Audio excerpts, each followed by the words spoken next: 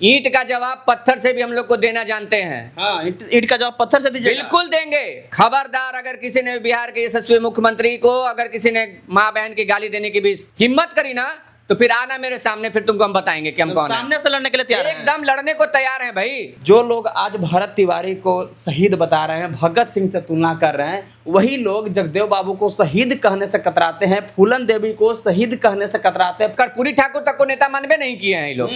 कर्पूरी ठाकुर को ये लोग कभी नेता माने नहीं माने हैं। जेपी यादव को कभी नेता माने हैं ये लोग। जांच का रिपोर्ट आने दीजिए, उसके बाद फिर है तो मचाइएगा। ये लोग तो सम्राट चौधरी को घेरने का प्लानिंग कर रहे हैं। निजी तौर पर गाली देने का अधिकार किसी को भी नहीं है, और खास करके एक मुख्यमंत्री और संवैधानिक पद पर बैठे लोगों को तो एकदम से नहीं है। भरत तिवारी के एनकाउंटर के बाद पूरे देश में चर्चा का विषय बना हुआ है।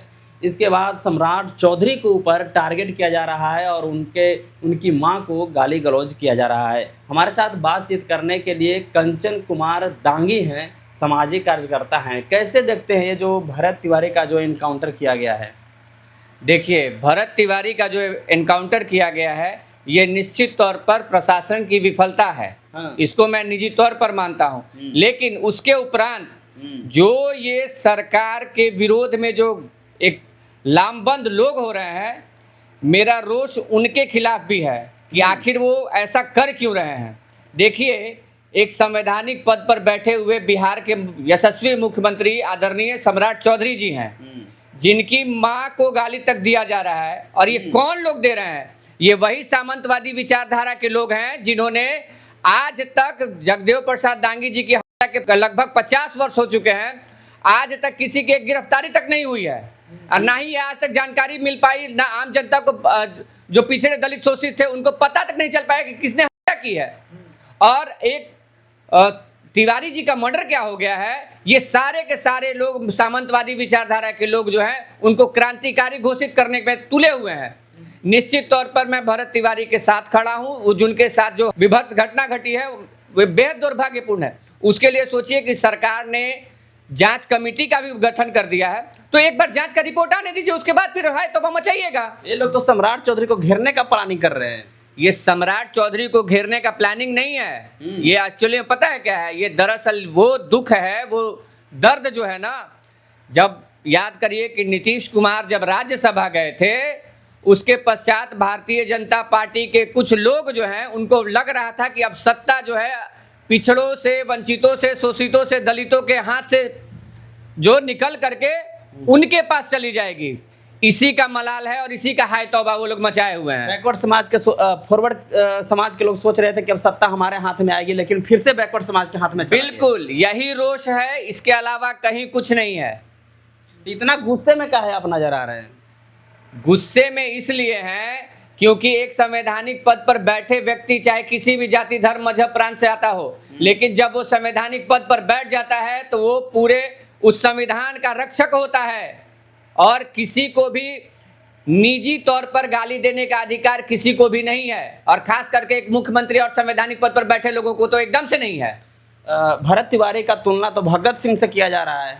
ये बेहद दुर्भाग्यपूर्ण है, ये बेहद दुर्भाग्यपूर्ण है। मैं इसलिए क्योंकि मानता हूं कि निजी तौर पर भगत सिंह जो है, शहीद आजम भगत सिंह पूरे भारतवर्ष में एक ही हैं, एक ही थे जिनका सम्मान और उनके समकक्ष कोई जा नहीं सकता। हाँ, ये अपितु एक अलग बात है कि भरत तिवारी जो है, जो जवनिया गांव जिसकी वो लेकर के वो चर्चा कर रहे थे, विस्थापितों को लेकर के वो जब वो आवाज़ उठा रहे थे, वो निश्चित तौर पर वो सारे के सारे दलित लोग थे या अति पिछड़ा समाज से आते थे। उनकी वो आवाज़ जरूर उठा रहे थे, उनकी सोच क्रांतिकारी जरूर थी, लेकिन वो भगत सिंह के साथ जो लोग कंपेरिजन कर रहे हैं भरत तिवारी का, ये बेहद दुर्भाग्यपूर्ण है। जीतनराम मांझी कह रहे हैं कि अगर दलितों की अगर होती है, इनकाउंटर होता है, अगर पिछड़ों का इनकाउंटर होता है, मुस्लिम का अगर इनकाउंटर होता है तो उसे नक्सलाइट बता दिया जाता है, आतंकवादी बता दिया जाता है, लेकिन अगर तिवारी जी का अगर इनकाउंटर हुआ है तो उन्हें शहीद बताया जा रहा है। देखिए, यही जो सोच है ना, इसी सोच से जो है समाज को बांटा जा रहा है। इसी सोच से, इसी तरीके की सोच से समाज को बांटा जा रहा है। कुछ समर्थन में है और कुछ विरोध में है। आपको ये समझना होगा कि आखिर इसके पीछे की वजह क्या है, और वजह सिंपल सा है कि सब लोग जो है आज के डेट में, तारीख में अपने अपने हित की राजनीति कर रहे हैं। सच को कोई बताने को तैयार नहीं है, ना सच को कोई समझने को तैयार है। आप बताइए हमको, एक जो जिसका एनकाउंटर हुआ है उसको 1 करोड़ रुपया का मुआवजा भी मिलना चाहिए, सरकारी नौकरी भी मिलना चाहिए, ठीक है, वो एक खास वर्ग से आ रहा है। और यही नालंदा में, राजगीर में जो है मलमास मेला में 2 दलित परिवारों का नृशंस हत्या कर दिया जाता है और उसके ऊपर कोई भी राष्ट्रीय चैनल आवाज उठाने को तैयार नहीं है। और आप कह रहे हैं कि हम स्वतंत्र मीडिया हैं, हमें चौथा स्तंभ है। अरे भैया, नहीं चाहिए वैसा चौथा स्तंभ जब तुम सच्चाई की बात को नहीं रख सकते हो। नेता लोग भी भरत तिवारी के पास जा रहे हैं, लेकिन नालंदा नहीं जा रहे हैं। कोई नहीं जाएगा। मैंने कहा ना कि सत्ता का सुख एक ऐसा सुख है जो अपने हिसाब से वो लोग आकलन करते हैं, और अगर उस आकलन के हिसाब से अगर उनको लगता है कि हम इसमें फिट बैठ रहे हैं, इस समीकरण में मेरा फिट बैठ रहे हैं, तो ठीक है, इसमें हम जाएंगे, और अन्यथा अगर हम फिट नहीं बैठ रहे हैं तो उसमें हम नहीं जाएंगे। जीतन राम मांझी ने जो कहा है, क्या उस बात को आप समर्थन करते हैं?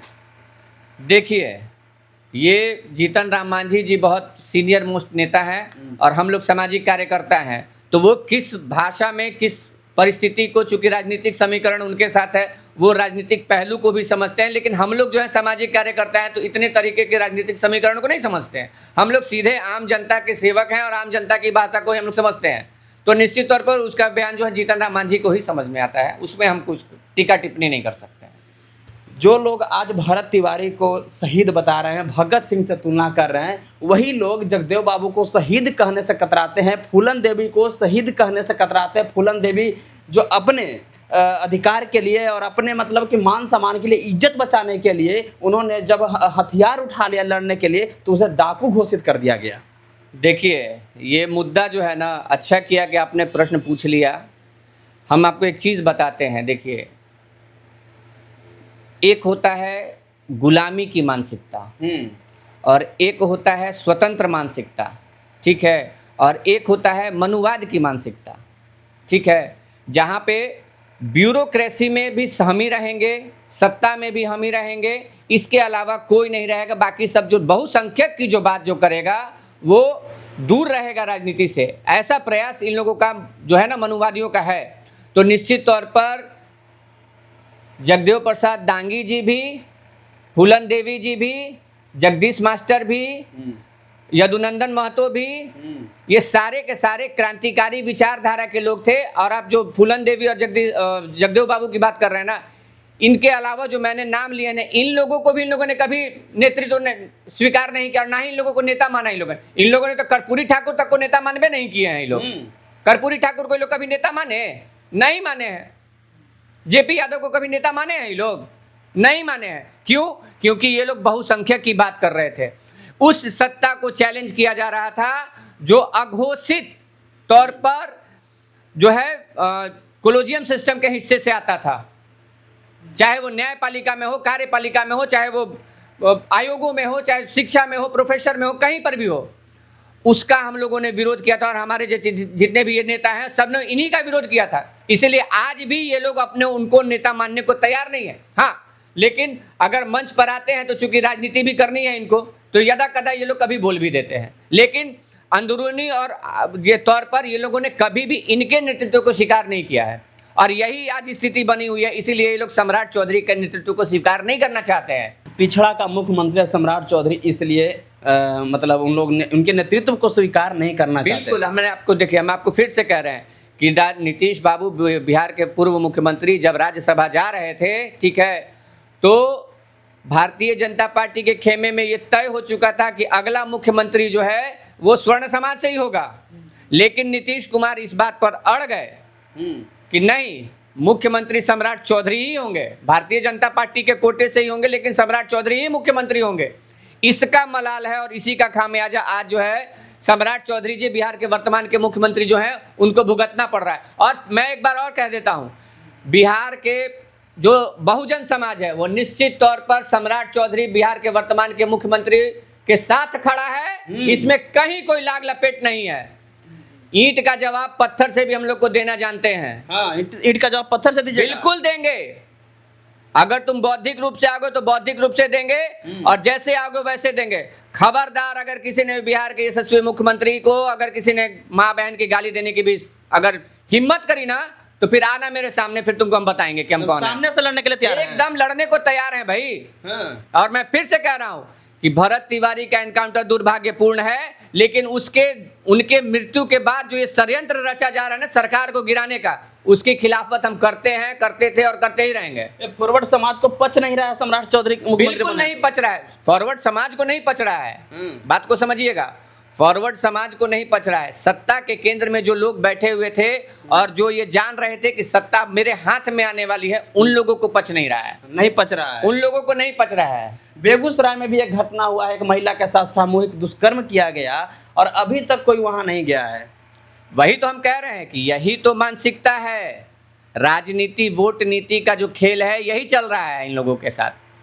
प्रशांत किशोर हैं जो भरत तिवारी के लिए वहां उनके घर पे गए थे, लेकिन और सम्राट चौधरी के घर को घेरने की बात कर रहे हैं, जीतन मांझी के घर को घेरने की बात कर रहे हैं, लेकिन वही नालंदा में जो घटना हुआ है, बेगूसराय में हुआ है, वहां अभी तक नहीं गए प्रशांत किशोर ने, एक बार बयान दिए हैं कुछ।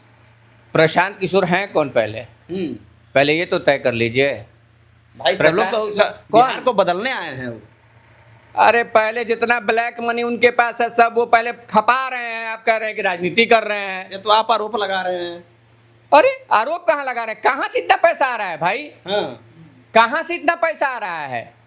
ये जो नौबतपुर में कहीं उनका आश्रम बन रहा है बिहटा में, जा करके देखिए तो कहाँ से इतना पैसा आ रहा है भाई? ब्लैक है। अब ब्लैक है कि व्हाइट है ये तो समझ में आता ही नहीं है। वो जा करके प्रशांत किशोर जी से पूछिए, ये हमको बताइए पहले कि आप इतना पैसा लेकर के आ कहां से रहे हैं? कहां से ये पैसा आ रहा है? कहां से ये पैसा आ रहा है? कौन है प्रशांत किशोर भाई? बिहार को बदलने आए हैं और आप इस तरह से बोल रहे हैं। सारा बदलाव तो हो गया ना, अभी तुरंत ना 25 में चुनाव खत्म हुआ है, हो गया ना, बदल लिए बिहार को।